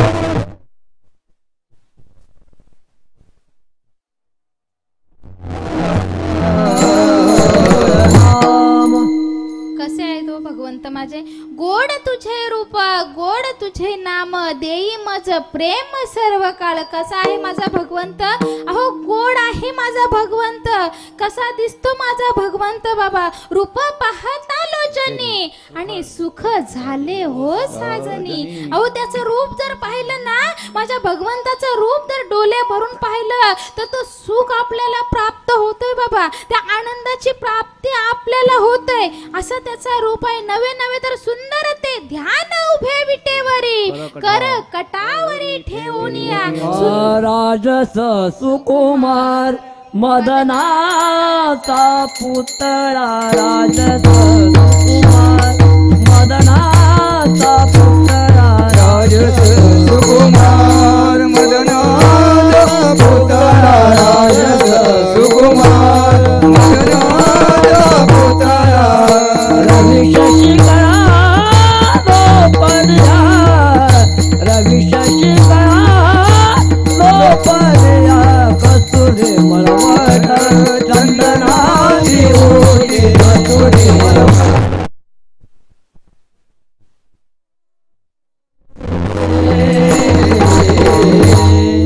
कसा आहे हो तो. राजस सुकुमार मदनाचा पुतला, रवी शशी कला लोपलिया, कस्तुरी मलवट चंदनाची उटी, डोळे माळ कंठी वैजयंती. अहो डोळे मिटकून जर हा अभंग जर आपण बोललो ना की तो भगवंत साक्षात प्रकट होतो आपल्या डोळ्यापुढे. नवे नवे त्याची भक्ती आपल्याला कळते. नवे नवे तो सुख समाधान आपल्याला प्राप्त होतो. असा माझा भगवंत आहे. एवढा गोड त्याचा रूप आहे. आणि एकदा का त्याचं रूप आपण पाहिलं तर अहो ती अवस्था होते. परमार्थ अवस्थेचा आहे बाबा. परमार्थ व्यवस्थेचा नाही. आपण व्यवस्था पाहायला जातो परंतु परमार्थ हा अवस्थेचा आहे, व्यवस्थेचा नाही. आपली अवस्था होती का. आपली अवस्था ज्यावेळेस आपण मंदिरात जातो, नवे नवे आपल्या देवघरात आपण भक्ती करायला बसतो, भजन करायला बसतो, त्याचं नामस्मरण करायला बसतो, त्यावेळेस आपली अवस्था होते का. आपल्या अंगाला कधी घाम फुटतो का. नवे नवे आपल्या डोळ्यातून कधी पाणी येतो का. नवे नवे आपला कंठ कधी दाटून येतोय का, आपला अंग कधी कापतोय का, ह्या ज्या सर्व अवस्था आहेत ते ज्ञानेश्वरीमध्ये सांगितले आहेत बाबा. ह्या अवस्था आहेत, याच्यातली एक तरी अवस्था आपली होते का? जर एक तरी अवस्था जर आपली होत असेल तर समजून जायचं की आपली भक्ती भगवंतापर्यंत पोचते. नवे नवे भगवंत आपल्याला पाहतोय आणि आपली जी भक्ती आहे भगवंतापर्यंत पोचली गेली, अशा अवस्था झाली पाहिजे. मग अवस्था होते का आपण ज्यावेळेस भक्ती करतोय, भजन करतोय, नवे नवे नामचिंतन त्याचं करतोय, नवे नवे ज्यावेळी षडशो उपचाराने रोज सकाळी त्याची आपण आंघोळ करतोय, त्याला गंध लावतोय, त्याची आंघोळ घालतोय, त्याला हार करतोय, त्याला फुलं वाहतोय, त्याला हळद कुंकू वाहतोय, त्यावेळेस आपला मन कधी भरून येतो का? आपल्या हृदयामध्ये कधी प्रेम उसळतो का? कधी आपल्याला वाटतं का त्याच्या समोर बसून मला आनंद झाले, खूप हसवशी वाटते, मला खूप रडोशी वाटते, माझ्या अंगाला घाम फुटलाय, माझा अंग कापतोय, मला असं वाटतं की माझ्या समोर कोणतरी बसले, भगवंत जणू माझ्याशी आता बोलेल, भगवंत जणू माझ्याशी हसला, भगवंत जणू माझ्याशी बोलला, ह्याच्या भावना आहेत त्या कधी झाल्या का? जर अशा जर आपल्या भावना झाल्या असतील तर समजायचं आपली भक्ती त्या भगवंतापर्यंत पोचली बाबा, पोचली. आणि खरंच असंच व्हायला पाहिजे, असं व्हायला पाहिजे. महाराज सांगतात, काय सांगतात? गोड तुझे रूप, गोड तुझे नाम, देई मज प्रेम सर्व काल. त्याचं रूप एवढं गोड आहे, अहो किती गोड आहे. ज्यावेळेस माझ्या राम भगवंतांनी सेतू बांधला आणि मग लंकेमध्ये जायला लागले, माझे राम भगवंत लंकेमध्ये जायला लागले, कशाला? त्या रावणाला मारायला. मग ते नुसते एकटे गेले का? नाही, किती 18 लाख सेना, वानर सेना ही त्यांनी पाठी नेली होती. मग त्या वानरांचा जीव एवढा, म्हणजे वानरांचा प्रेम माझ्या भगवंतावर एवढा होता की आमच्या भगवंताला कोणीतरी त्रास देतोय, माझ्या भगवंताला कोणीतरी त्रास देतोय, म्हणून त्याचा आम्ही नायनाट करणार आहोत, त्याचा आम्ही संहार करणार आहोत. या आनंदापोटी ते वानर त्या सेतूवरून धडाधड धावत जायला लागले आणि धावता धावता धावता धावता असं झालं की त्याच्यातले अर्धे वानर जे आहेत ते पडून मरू लागले. ह्या हनुमंतरायाने राम भगवंतांनी माझ्या राम प्रभूंनी पाहिलं की जे आपल्या अर्धी सेना आहे ती इथेच न युद्ध करताच इथे मरायला लागले. मग त्याच्यामुळे आपण करायचं तरी काय? कारण की त्यांच्या मनामध्ये जो भगवंताविषयी प्रेम होता तो उफाळून आला होता आणि त्यांना वाटत होतं की माझ्या भगवंताला जो त्रास देतोय त्याचा, त्या दृष्टाचा आम्ही संहार करू. त्या प्रेमापोटी ते वानर पुढे पुढे पुढे पुढे धावत होते. मग झालं असं, भगवंताला वाटलं हे कुठेतरी थांबलं पाहिजे. मग भगवंतांनी काय केलं? भगवंतांनी त्या ज्या वानरांना आहे त्यांना सांगितलं की तुम्ही मागून या, मी पुढे चालतो. आणि पुढे ज्यावेळेस माझे रामप्रभू चालायला लागलं की झालं काय? त्या समुद्रामध्ये जेवढे जे मासे होते, जे अनेक तपाचे, अनेक जन्माचे जे जीव होते, त्यांनी माशाच्या रूपामध्ये रूप घेतला होता. ते मासे त्यांना वाटलं अहो देवांचा देव आज या सेतूवरून जाणार आहे, ते सेतूवरून आमचा भगवंत जाणार आहे. ते पाहण्यासाठी सर्व जे समुद्रातले मासे होते, समुद्रातले ते मासे काय झाले? त्या सेतूच्या बाजूला येऊन त्या भगवंताचा रूप पाहायला लागले. आणि त्या माशांनी माझ्या भगवंताचा रूप पाहिला बाबा, माझ्या भगवंताचा रूप पाहिला.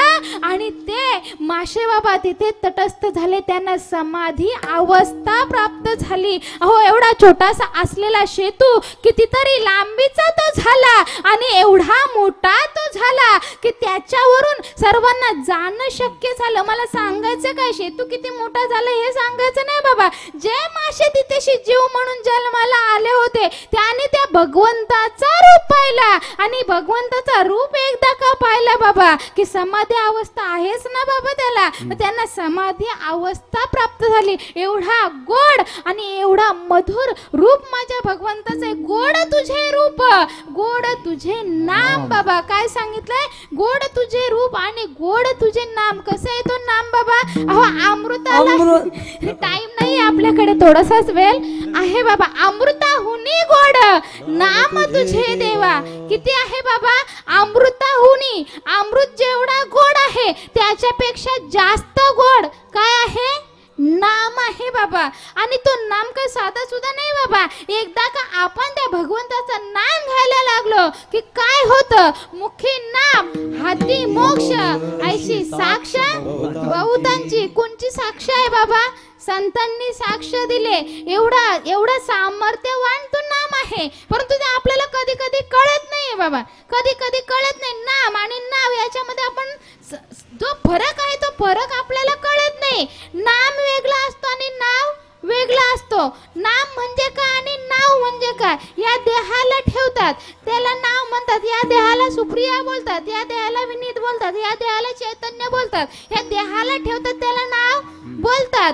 आणि जो नाव आहे तो देहाला ठेवला जातो. नाम वेगळा आणि नाव वेगळा बाबा. या उपाधी माझी गुप्त, चैतन्य असे सर्वगत, ते तत्वज्ञ संत स्वीकारती. त्या नाम त्या वस्तूला जे म्हणतात ते नाम बाबा.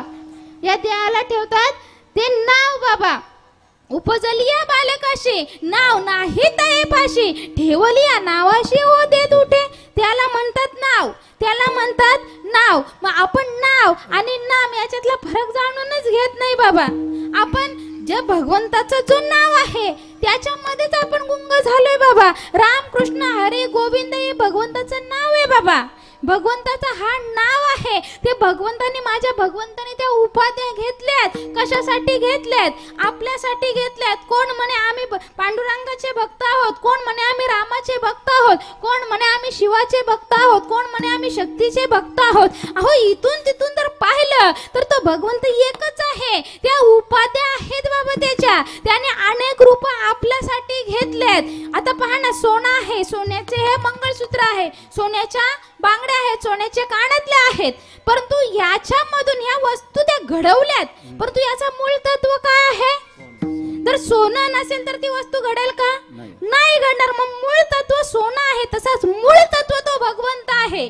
तो भगवंत आहे. त्या भगवंताचं नाम आपल्याला घ्यायचंय. मग आता तुम्ही म्हणाल आम्ही एवढे दिवस भगवंताचं नाव घेत होतो, मग त्याच्याने काय होईल? अहो भगवंताचं नाव देखील आपण घेतलं पाहिजे. भगवंताचं नाव देखील आपण घेतलं पाहिजे. ज्यावेळेस आपण त्या भगवंताचं नाव घेऊ त्यावेळेस आपण या देहामध्ये जेवढे जेवढे पाप कर्म कुकर्म केले असतील ते त्या नावाने धुवून जातील बाबा. जेवढे आपण अशुद्ध झालो असू त्या नावाने बाबा, राम कृष्ण हरे गोविंद हा जर आपण नाव घेतलं बाबा, पहा ना हरिपाठामध्ये म्हणतोय हरिमुखे म्हणा, हरिमुखे म्हणा, पुण्याची गणना कोण करी. मग हरिमुखे म्हणायला पाहिजे, मुखामध्ये त्या भगवंताचं नाव घ्यायला पाहिजे बाबा. मग त्या नावाने काय होईल? आपण शुद्ध होऊ. आणि मग एकदा का शुद्ध झालो तर त्या भगवंताची प्राप्ती आहे. पहा ना, पंढरपूरला जातो त्यावेळेस पहिले आपण काय करतो? कोणाचं दर्शन घेतो? चोखोबारायांच्या पायरीचं, बरोबर. नंतर कोणाचं दर्शन घेतो बाबा? नामदेव रायांच्या पायरीचा. आणि मग नंतर भगवंत आहेच ना. म्हणजे पहिला काय सांगितलंय त्या पंढरपूर मध्ये असं तो श्रेष्ठत्व आहे. आपण त्याचा तर विचार केला, पहिल्या पायरीचं आपण दर्शन घेतो. काय घेतो? कोणाचं घेतो? चोखोबारायांच्या पायरीचं घेतो. आणि मग नामदेव रायांच्या पायरीचं घेतो. आणि मग भगवंताचं दर्शन घेतो. म्हणजे पहिला आपण चोख होतो आणि मग चोख झाल्यावर तो नाम आपण घेतो. आणि मग तो नाम आपण एकदा का घेतला की पुढे भगवंत आहेच बाबा. असा तसा भगवंत नाही बाबा. अहो वाट पाहत उभी राहिल्या, कमरेवर हात देऊन वाट बघतोय, आपली वाट बघतोय. कधी म्हणे भेटी लागे पंढरीनाथा, भेटी लागे पंढरीनाथा, भेटी लागे पंढरीनाथा, भेटी लागे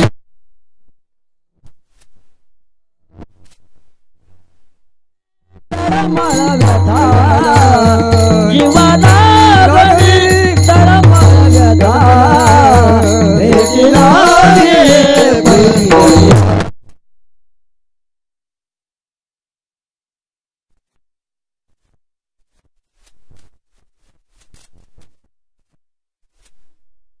पंढरीनाथ बाबा, तो भेटीसाठी बाबा तो तळमळलाय. भेटी लागे जीवा बाबा, लागलीसे आस बाबा.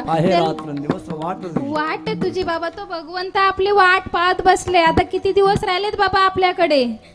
किती दिवस जेमतेम महिना दीड महिना कुठे हो. पंढरपूरला जाण्यासाठी आम्ही तर आतापासूनच पप्पांना सारखं पप्पा किती तारखेला जायचंय बॅग भरली का म्हणजे जे पंढरपूरला चालत जातात त्यांची आतापासून धडपड चालू झाली बॅग भरायचे वलकटी पाहायचे म्हणजे त्या भगवंताच्या दर्शनाची ओढ आपल्याला लागले जशी ओढ आपल्याला लागले त्याच्या कितीतरी पटीने जास्त ओढ त्या पांडुरंग परमात्म्याला लागले मग तो वाट पाहे उभा भेटीची आवडी वाट पाहे उभा भेटीची आवडी आवडी बाबा तातडी उतारली उतावीळ झालं बाबा तो कृपालू तातडी बाबा माझा भगवंत वाट पाहत बसलाय आपली की कधी एकदा तो भगवंत तो भक्त येईल परंतु भक्त कधी होईल तो भक्त कधी होईल ज्या वेळेस तो नाम घेईल त्या नामाची गोडी लागेल त्याच वेळी तो भक्त होईल ना जर आपण तर त्याची भक्तीच केली नाही त्याचं नामच घेतलं नाही तर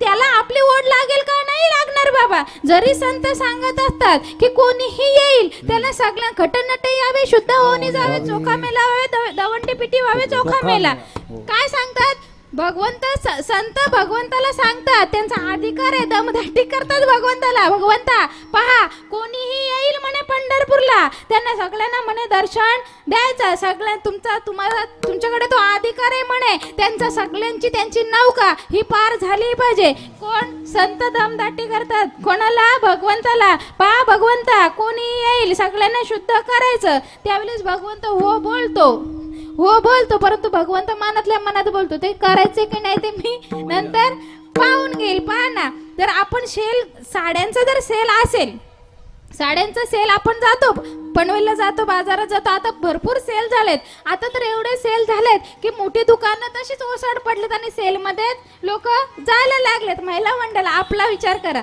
आपण सेलमध्ये जातो त्या सेलच्या बाहेर असं मोठ्या अक्षरामध्ये लिहितात काय सेल सेल सेल सेल 2 साड्या फ्री काय महाराज सेल सेल सेल सेल 2 साड्यावर 2 साड्या फ्री एक साडीवर 2 साड्या फ्री बाबा त्याशिवाय जाणार नाही ना महिला मंडळ एक साडीवर 2 साड्या फ्री मोठ्या अक्षरात लिहितात मोठ्या अक्षरात परंतु त्याच्याच खाली छोट्या अक्षरात लिहितात काय 5,000ची जर साडी घेतली तर 150-150च्या 2 साड्या फ्री मग घेऊ का नाही घेणार तसंच भगवंत सांगते ठीक आहे कोणी येऊ दे मी शुद्ध करीन परंतु ज्ञानेश्वरी मध्ये लिहून ठेवलंय जो मज होय अनन्य शरण त्याचे निवारी मी जन्म मरण कुणाचे जो मज होई अनन्य शरण मग अनन्य शरण जाणं म्हणजे काय भगवंताजवळ बसून राहणं का भगवंताला सारखं मांडीवर घेऊन राहणं का की भगवंताकडे पाहतच राहणं नाही बाबा अनन्य शरण जाणं म्हणजे काय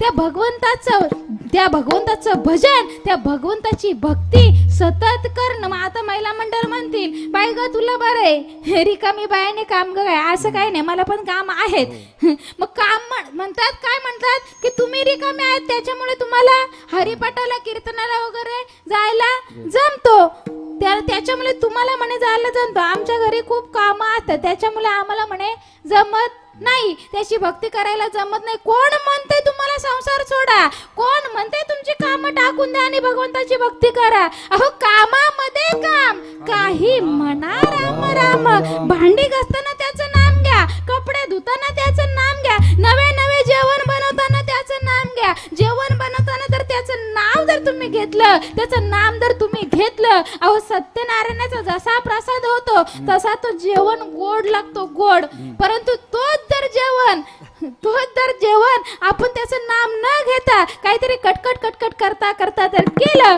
तर कधी मीठ जास्त होतं कधी मसाला जास्त होतो कधी तेल जास्त होतो आलेला अनुभव आहे मला देखील आलेला अनुभव आहे त्याच्यामुळे सांगते कारण की अनुभव आले अंगा ते या जगा देत असे पहा ना कधी आता गेले आजचं जाऊ द्या आजचं तुमचं सर्वांचं जेवण इथेच असेल परंतु 2 दिवसांनी पहा आपण ज्यावेळी जेवण वगैरे बनवू त्या भगवंताचं नाम घेत जेवण बनवायचं की त्याला जी गोडी लागते तो तो भजन करता करता जो जेवण आपण घेऊ तो तर एखाद्या दारुड्याला जर जेवायला दिलं तर त्याची दारू देखील सुटू शकते बाबा, सुटू शकते. कारण की त्याच्यामध्ये आपण भजन पेरलेला असतो. त्या भजनाची गोडी कुठेतरी त्याच्या हृदयाला लागते आणि मग ती वस्तू म्हणे घाणेरडी आहे त्याला ते वाटू लागतो. असो आपला विषय कुठे चाललाय? गोड तुझे रूप गोड तुझे नाम देई माझं प्रेम सर्व काळ. त्याचं नाम कसे गोड आहे बाबा आणि ते आपल्याला घ्यायचंय. का घ्यायचंय बाबा? मुखी नाम हाती मोक्ष ऐशी साक्ष बहुतांची बाबा. तर आपल्याला मुक्त व्हायचं असेल की आपल्याला सारखं सारखं जन्माला यायचंय बाबा. किती वेळेला जन्म यावे आणि किती व्हावे?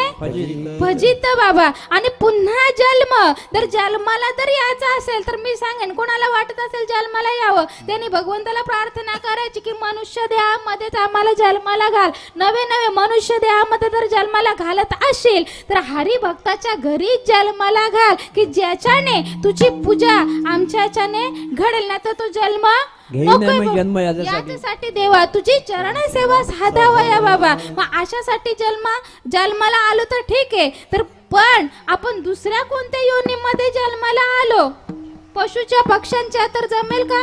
पशु काय पाप पुण्य जाणते उत्तम मध्यम भोग भोगते त्यांना पापाच्या पुण्याची ओळख नाहीये बाबा. पण मग हा जन्मच नकोय ना बाबा.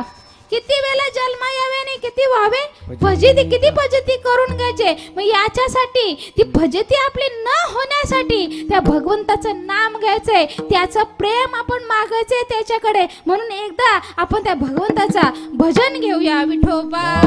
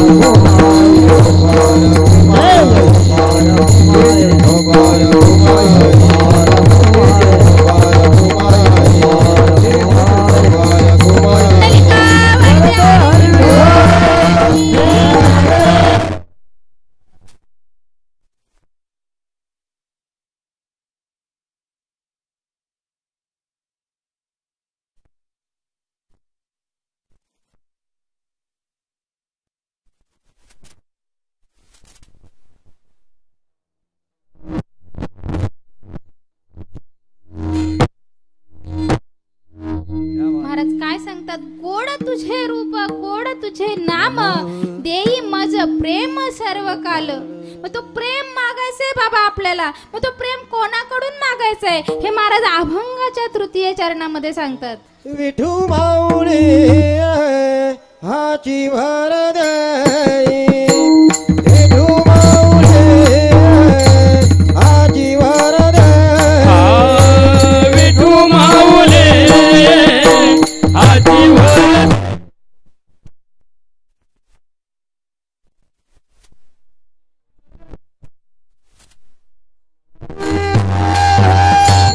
हृदयी माझ्या संचारुणी हृदयी माझ्या गोड तुझे रूप गोड तुझे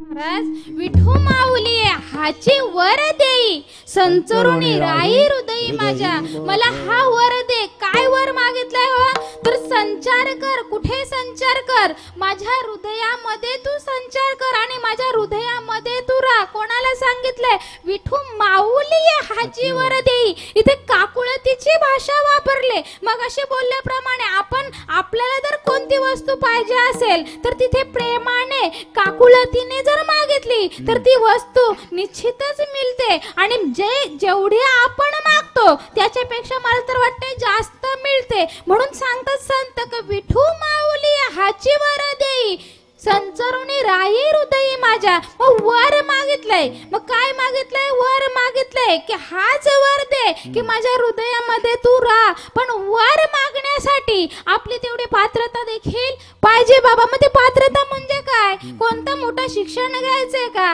काय करायचं का नाही बाबा ती पात्रता जर आपल्याला जर प्राप्त करून घ्यायची असेल तर फक्त एकच ते म्हणजे भगवंताचं नाम त्या भगवंताचं नाम आपण का सारखं सारखं सारखं सारखं घेतलं की ती पात्रता आपल्याला प्राप्त होते नवे नवे आपण पुण्यवान होऊन बाबा बाबा त्या सिद्धी आपल्या पाठीमागे लागतात कोणामुळे त्या नामामुळे कालच सरांनी उदाहरण दिला सिद्धी जर आपल्या पाठीमागे लागत असतील परंतु त्या सिद्धींना आपण भुलायचं नाही बाबा एकदा का त्या सिद्धींना आपण भुललो की मग वाट लागली समजा बाबा मग अशा सिद्धी देखील आपल्याला आपल्या पाठी लागतात नवे नवे जे जे आपण काही बोलतो ते सर्व काही घडतं आणि खरंच घडलेलं आहे आणि घडतच ते पण ते कशामुळे घडतं ते कशामुळे प्राप्त होतं कोणती वस्तू आपण मागितली भगवंताकडची आपण बोलतो पहा ना मी भगवंताकडून हे मागितलं पण ते मला लगेच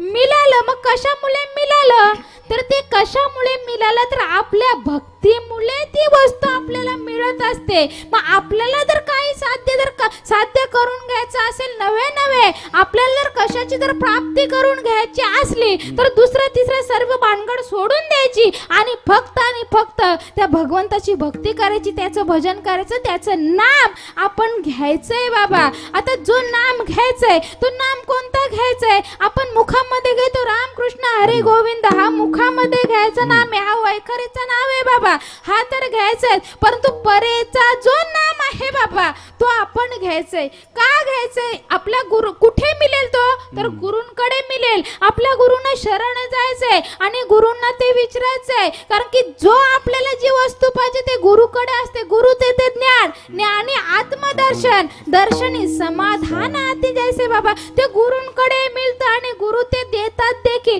मग ते गुरूंकडूनच घ्यायचे मग गुरूंकडूनच का घ्यायचे बाबा मच्छिंद्रनाथांनी चोरून ऐकलं मच्छिंद्रनाथांनी तो नाम चोरून ऐकला अहो 1 2 3 नाही 12 वर्ष जपला रक्ताच्या उलट्या होऊ लागल्या भगवंताला दया आली शेवटी अरे पाहता तरी काय जगाच्या उद्धारासाठी तो आलाय माझ्या आदी माया आदिशक्तीने सांगितलं जगाचं कल्याण करण्यासाठी आलाय मग त्यांना तो नाम तुम्ही दिला पाहिजे मग त्यावेळेस माझ्या भगवंताने माझ्या महादेवाने तो नाम तिथे येऊन माझ्या मच्छिंद्रनाथांना दिला माझ्या मुखाचं काहीच सांगणार नाही बाबा हरिपाठामध्ये लिहून ठेवलंय आदिनाथ गुरु सकल सिद्धांचा मच्छिंद्र तयाचा मुख्य शिष्य मच्छिंद्राने बोध गोरक्षाशी केला गोरक्ष ओळला गहिनी प्रती गहिनी प्रसादे निवृत्ती दातार आणि ज्ञान देव सार अहो तोच नाम जो मच्छिंद्रनाथाने घेतला नवे नवे माझ्या महादेवाने घेतला अहो तोच नाम माझ्या माऊलींनी घेतला अहो 1 2 3 नाही बाबा बाबा 21 वेळा त्या ज्ञानेश्वरी मध्ये लिहून ठेवलंय, परंतु आपल्याला कळत नाही कळणार बाबा, कारण की मायेचा पडदा आपल्यावर पडलाय. मग मायेचा पडदा आपल्याला दूर करायचा आहे आणि गुरूंना सद्गुरूंना शरण जायचंय आणि तो नाम आपल्याला विचारून घ्यायचंय, विठ्ठल विठ्ठल.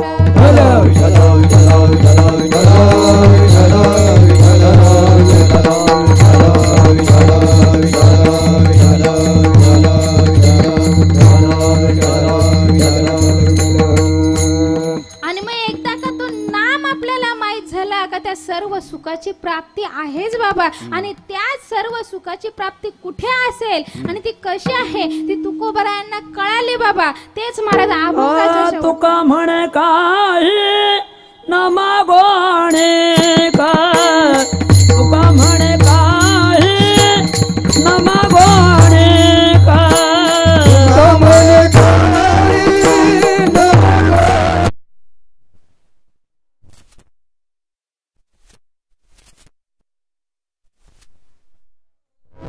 काही न मागोणे का, तुका म्हणे काही न मागोणे का, तुका म्हणे काही न मागोणे.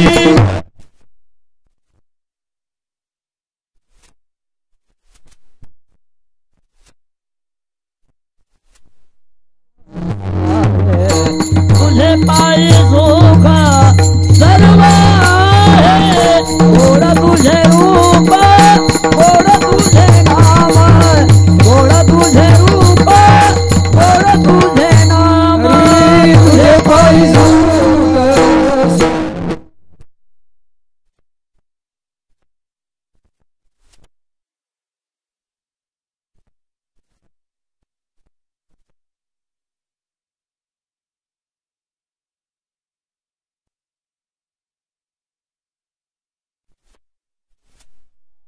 सर्व काळ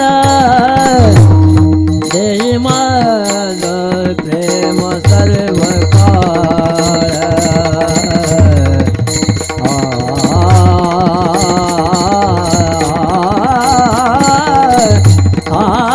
देई माझं प्रेम सर्व काळ, सर्व काळ.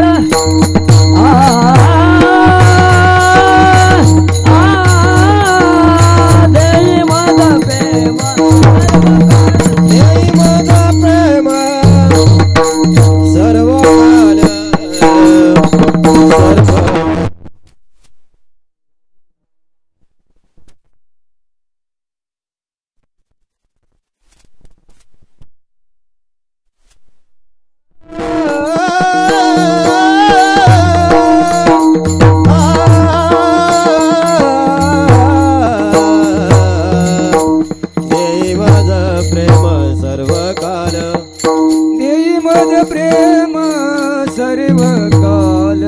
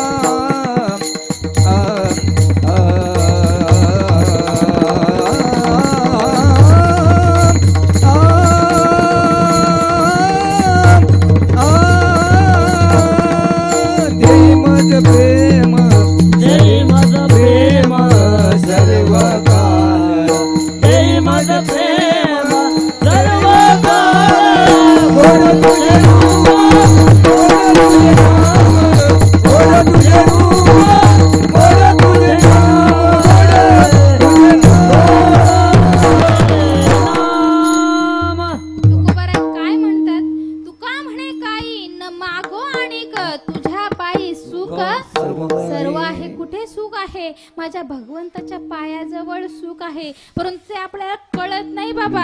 त्याच्यासाठी तर ज्ञानरूपी डोळा मागितलाय बाबा, त्याच्यासाठी ज्ञान मागितलंय बाबा. मग तो ज्ञान म्हणजे तरी काय? ज्ञान म्हणजे त्या भगवंताची भक्ती करणे नव्हे नव्हे, त्या भगवंताचं नाम आपण सतत घेणं. या नाम बाबा ज्ञान बाबा, तो ज्ञान आपल्याला झाला पाहिजे. आणि मग तो ज्ञान एकदा का आपल्याला झाला बाबा की भगवंत आहेच आपल्यासाठी. आज या ठिकाणी मला ही कीर्तनाची सेवा दिली आमचे बाबा लक्ष्मण बाबा, खरंच शतशः आभारी आहे. 1 वर्षापूर्वी दिंडीच्या काळामध्ये त्यांनी मला सांगितलं होतं आणि महिनाभर पूर्वी देखील घरी देखील आले होते बाबा सांगायला.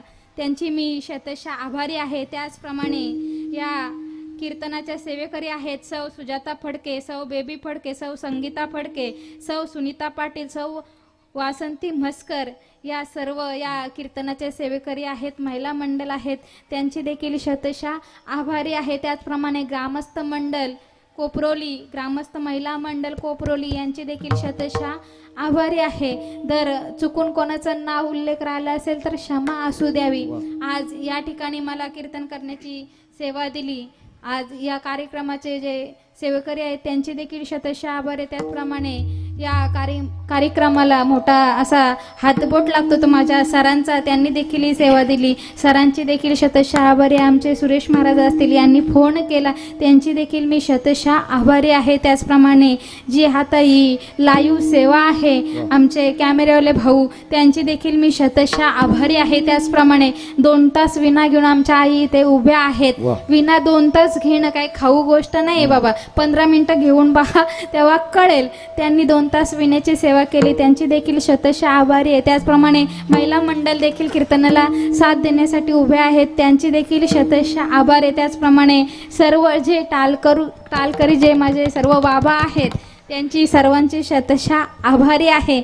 आणि या कीर्तनाला मला साथ देणारे, नेहमी माझ्या पाठी असणारे माझे बबन बाबा, त्यांची देखील मी शतशः आभार आहे. बाबा त्यांचं तर नाम घेणारच आहे, कारण की कीर्तन जर कोणाच्या हातात असेल ते पक्वजांच्या हातामध्ये जास्त असतो. कारण की पक्वजाने जर पक्व सुंदर अशी वाजवली की कीर्तन नाही म्हणणारच नाही. आता विनीतला नेहमी विनीत आणि चैतन्य असतो माझ्या पाठी. ज्या कीर्तनाला विनीत आणि चैतन्य असतो की त्या जागेवरून दुसरी तारीख येणारच, ही आपल्याला शाश्वती आहे. हसू नको, झालेली घटना आहे. त्याचप्रमाणे दोघं ही खूप सुंदर अशी साथ मला दिली. आज आपल्या भागामध्ये या जोडीचे खरेच या जोडीचं खूप नाव आहे. काय म्हणतात लोक तर मूर्ती लहान परंतु कीर्ती महान, असं तरी काहीतरी काम केलं पाहिजे की 4 लोकांनी आपली आठवण काढली पाहिजे. कोणी म्हटलं बाई ग कोण ग वाजवायला, आपल्याकडे कार्यक्रम ठेवायचे, वाजवायला कोणाला बोलवायचं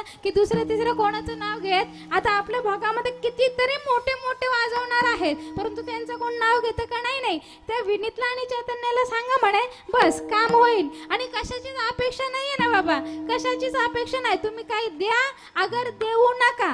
विनामूल्य देखील सेवा करतात. झालेली घटना एक विनीतने तर सांगून ठेवले, ताई जर तुला काही मिळलं नाही तर देऊ नको, फुकट पण आपण करून. चैतन्याचा तर काही प्रश्नच नाही, घेतच नाही. नाही नकोच सांगत असतो. म्हणजे विनामूल्य ही ते सेवा 2 जण करतात. आणि खरंच सेवा भाव हा त्यांचा खूप मोठा आहे. उन्हातानाच्या पाठीवर पकवाज घेऊन गाडी घेऊन जायचे ही फार मोठी गोष्ट आहे. एकदा त्यांच्यासाठी टाळ्या झाल्याच पाहिजेत बाबा.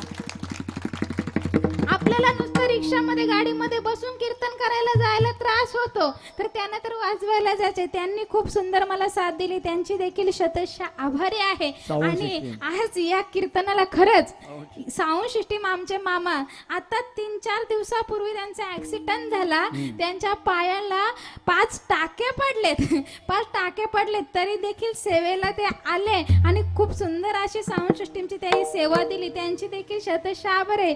ते म्हणाले देखील तुझं कीर्तन आहे म्हणून, नाहीतर मला काही चालता आलं नसतं. त्यांच्या पायाला एवढं लागून सुद्धा ते माझ्यासाठी आले, त्यांची देखील मी शतशः आभारी आहे. आणि या कीर्तनाला लाईव्ह सेवा आमचे कॅमेरावाले भाऊंनी दिली, तुमची देखील शतशः आभारी आहे. आणि त्याचप्रमाणे माझ्या कीर्तनाला जे सर्व उपस्थित आहेत बाबा, श्रोता वर्ग असेल, कारण की श्रोता ज्यावेळी वक्त्याच्या वक्तव्याला केव्हा किंमत, ज्यावेळी श्रोता वर्ग असेल त्याच वेळी. त्याचप्रमाणे आमचे सोबदार बाबा आहेत, त्यांची देखील दोघांची मी शतशः आभारी आहे. त्याचप्रमाणे मला कीर्तनाला साथ देणारे आमचे काका असतील, बाबा असतील, भाऊ सर्वांचेच शतशः आभारी आहे. त्याचप्रमाणे आज इथे कीर्तनामध्ये मला मोठा आशीर्वाद असले आमचे सर आणि आमचे सासरे दोघेही इथे आहेत, त्यांची दोघांची देखील शतशः आभारी आहे. आणि तुमची श्रोतांची शतशः आभारी, कारण की 9चा टायमिंग होता, 9 वाजून गेलेत आपले, तरी देखील तुम्ही शांत बसलात. तुमची शतशः आभारी आहे. माझ्या मुखातून जर काही वाईट वंगाळ शब्द गेले असतील तो माझ्या बाळबुद्धीचा दोष समजून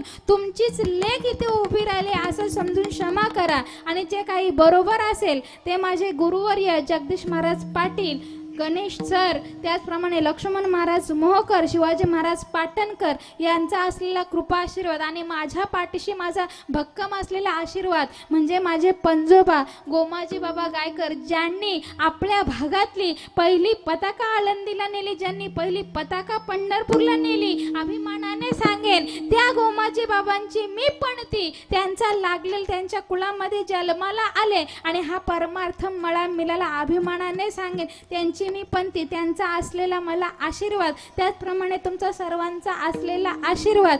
आता ही सेवा जे काही चुकलं असेल तर माझ्या बाळबुद्धीचा दोष समजून क्षमा करा. एकदा आपण त्या माझ्या संतांचा भजन घेऊ आणि मग सेवेला पूर्णविराम. ज्ञानेश्वर माऊली ज्ञानराज माऊली जय जय ज्ञानेश्वर माऊली ज्ञानराज माऊली जय जय माऊली ज्ञानेश्वर माऊली